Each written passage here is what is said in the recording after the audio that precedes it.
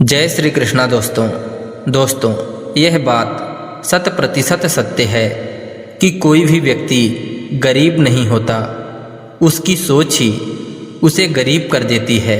क्योंकि जो इंसान जिस प्रकार या जितनी बड़ी सोच रखता है उसे उतनी ही बड़ी सफलता प्राप्त होती है।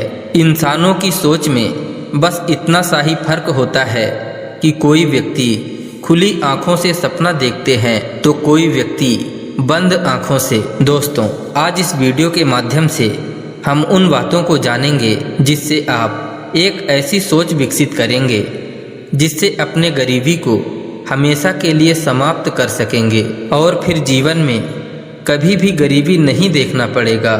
तो चलिए दोस्तों, आपका ज़्यादा समय न लेते हुए सुनते हैं आगे की कहानी। दोस्तों, एक समय की बात है, एक गुरु और शिष्य साथ में कहीं जा रहे थे।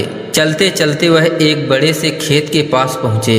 उन दोनों को प्यास सताने लगी तो उन्हें खेतों के बीचों बीच एक टूटा फूटा घर दिखाई देता है। अब गुरु और शिष्य दोनों लोग उस घर के पास पहुँच जाते हैं और उस घर के दरवाजे को खटखटाते हैं तो थोड़ी ही देर में दरवाज़ा खुलता है और अंदर से एक व्यक्ति निकलता है जिसके साथ में उसकी पत्नी एवं 3 बच्चे भी थे जो बहुत ही फटे पुराने कपड़े पहन रखे थे। गुरुजी उन लोगों से विनम्र आवाज में कहते हैं, क्या हमें पीने के लिए पानी मिल सकता है? तो वह व्यक्ति अंदर से पानी लेकर आता है जिसे गुरुजी एवं उनका शिष्य ग्रहण करते हैं। फिर अचानक गुरुजी उस व्यक्ति से कहने लगते हैं, आपका खेत तो बहुत बड़ा है परंतु इसमें कोई फसल नहीं है, फिर आप लोगों का गुजारा कैसे चलता है? गुरुजी की ऐसी बातों को सुनकर वह व्यक्ति कहता है, गुरुजी, हमारे पास एक भैंस है जो काफ़ी दूध देती है। वही दूध बेचकर कुछ पैसे मिलते हैं जिससे हमारा गुजर बसर हो जाता है। इसी तरह बातों ही बातों में शाम हो जाती है तो गुरु ने सोचा, आज की रात्रि हम यहीं रुक जाते हैं। इसके बाद गुरुजी उस व्यक्ति से रुकने की अनुमति मांगते हैं।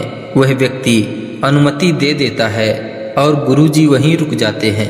आधी रात बीत चुकी थी, तभी अचानक गुरुजी नींद से उठ जाते हैं और अपने शिष्य के कान में जाकर एकदम धीरे से आवाज़ देते हैं कि शिष्य चलो, अब हमें यहाँ से चलना चाहिए और इसके भैंस को भी साथ में ले जाकर जंगल में छोड़ देना है। गुरुजी की ऐसी बातों को सुनकर थोड़े समय के लिए शिष्य को विश्वास नहीं हो पा रहा था, क्योंकि ये वही गुरु हैं जो इतना ज्ञान दिया करते थे, परंतु आज पहली बार किसी के साथ गलत करने के लिए बोल रहे थे।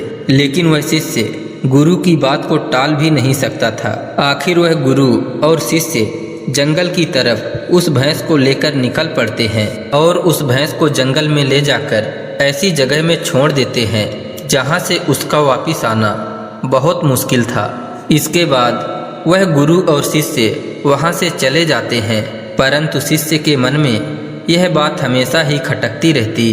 लगभग 10 वर्ष गुजर जाने के बाद वह शिष्य एक बड़ा गुरु बनता है तो उसके मन में विचार आता है कि क्यों ना उस व्यक्ति से मिला जाए जिसकी भैंस जंगल में छोड़े थे और उसकी कुछ आर्थिक मदद भी कर देंगे ताकि उसके आगे की जिंदगी खुशहाल हो सके। इसी विचार से वह निकल पड़ा और कुछ ही समय में उस व्यक्ति के पास पहुंच गए।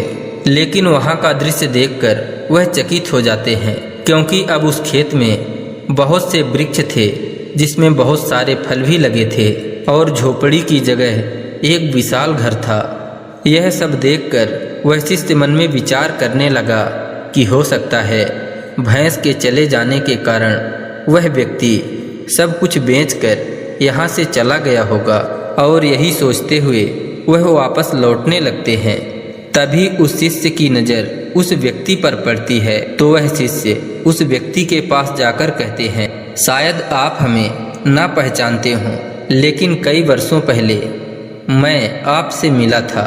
तब वह व्यक्ति कहता है, मैं आपको कैसे भूल सकता हूँ, आप तो उस दिन बिना बताए ही यहाँ से चले गए और उसी दिन हमारी भैंस भी न जाने कहाँ चली गई जो आज तक नहीं लौटी।